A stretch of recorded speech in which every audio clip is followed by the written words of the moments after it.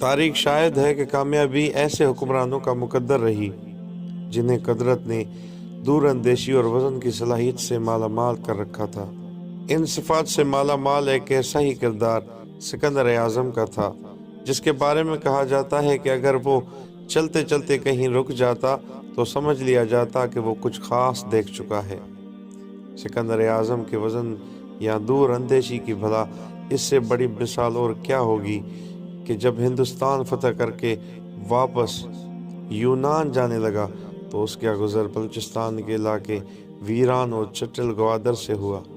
چلتے چلتے اس نے ایک نظر اس ویرانے پر ڈالی اور اپنی فوج کو حکم دیا یہاں کچھ عرصے کے لیے قیام کیا جائے۔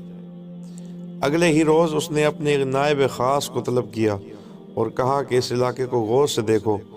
کہتے ہیں کہ نائب خاص نے چاروں طرف نظر دوڑائی اور ناگواری سے کہا یہاں تو کچھ بھی نہیں ہے۔ سکندر اعظم کا تاریخی جواب آج بھی کتابوں میں شاید محفوظ ہوگا، ہاں یہاں کچھ بھی نہیں لیکن یہاں سب کچھ ہے۔ آج لگ بھگ 2400 سال بعد وقت نے ثابت کر دکھایا ہے کہ گوادر میں واقعی سب کچھ ہے۔ یہ وزن اسی بادشاہی کا تھا جس نے 20 سال کی عمر میں اپنے لیے ایک ایسی اڑیل وحشی اور سرکش گھوڑے کا انتخاب کیا جو کسی کو اپنے قریب نہیں آنے دے رہا تھا۔ آگے چل کر دنیا نے دیکھا کہ 12 سال تک بیوسیفلیس نامی اسی ایک گھوڑے کے ذریعے 12,000 میل کا سفر طے کر کے آدھی دنیا فتح کرنے والا 32 سالہ یہ فاتح عالم بڑا ہو کر الیگزینڈر دی گریٹ یعنی سکندر اعظم کہلایا۔ یہاں آپ کو بتاتے چلے کہ سکندر کو عظیم اس لیے کہا جانے لگا کہ اس نے بہت کم عرصے میں اپنی حکومت یورپ سے لے کر ایشیا تک قائم کر لی تھی۔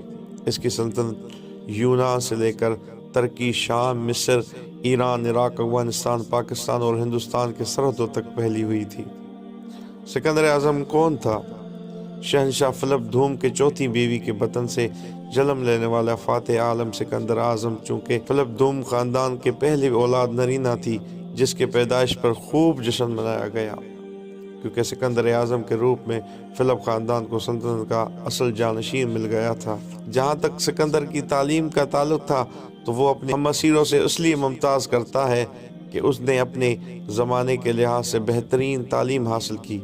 جب سکندر 13 سال کا تھا تو اس کی استاد میں ارسطو جیسا فلسفی شامل تھا۔ مورخین کا کہنا ہے کہ سکندر اعظم کی شخصیت میں بہت حد تک ارسطو کی تربیت کی چھاپ کا نمایاں نظر آتی تھی۔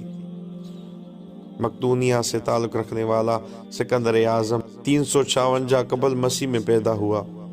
یہ اس زمانے کی بات ہے جب مقدونیہ شمالی یونان سے جزیرہ نما بلقان تک پھیلا ہوا ایک بے ترتیب علاقہ تھا۔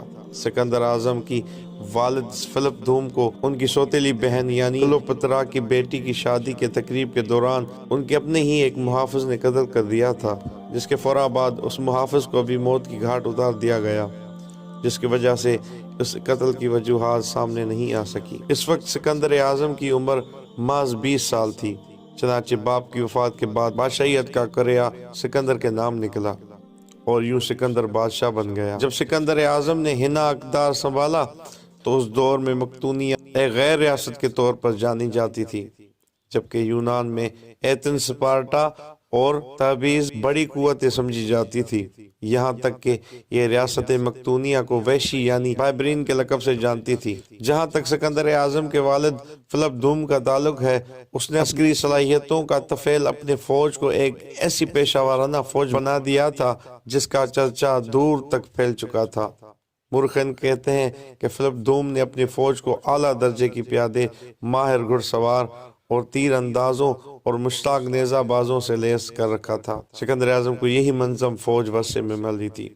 سکندر اعظم ایک ذہین اور بہترین حکمت عملی ساز تھا، اس لیے اس نے فارس کی یونان پر حملے جواز بنا کر پروپیگنڈا مہم شروع کی کہ مقدونیہ کے لوگ فارس پر حملہ کرنے جا رہے ہیں۔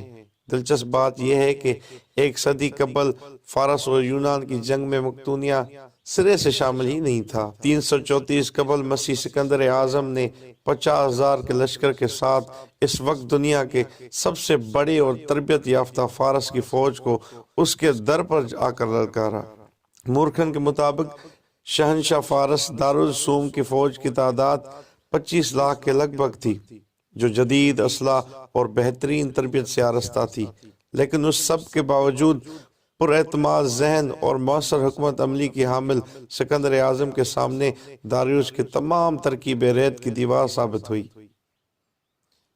تاریخ دان اس سلطنت کو دنیا کی پہلی سپر پاور میں سے ایک سپر پاور بھی کہتی ہے۔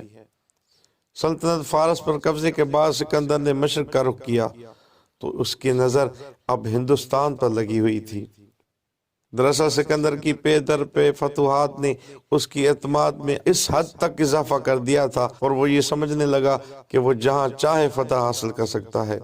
سونے پہ سہاگا یہ تھا کہ اس فتوحات کے سحر کی وجہ سے قدیم یونانی اسے ایک عام انسان کے بجائے دیوتا سمجھنے لگے۔ صرف یہی نہیں بلکہ خود سکندر اعظم کو بھی یہ یقین ہو چکا تھا کہ وہ واقعی عام انسان کے بجائے ایک دیوتا ہے۔ ہندوستان فتح کرنے کے بعد جہاں اسے مقام لوگوں کی مزاحمت کا سامنا تھا، وہیں اس کی اپنی فوج کے اندر بھی صدائے احتجاج کی خبریں آنے لگی۔ 323 قبل مسیح 32 سال کی عمر میں یونان واپسی کے دوران عراق کے علاقے بابل اور نینوار پہنچتے ہی سکندر اعظم کی طبیعت تیزی سے بگڑنا شروع ہو گئی، جو اس کی موت کا سبب بنی۔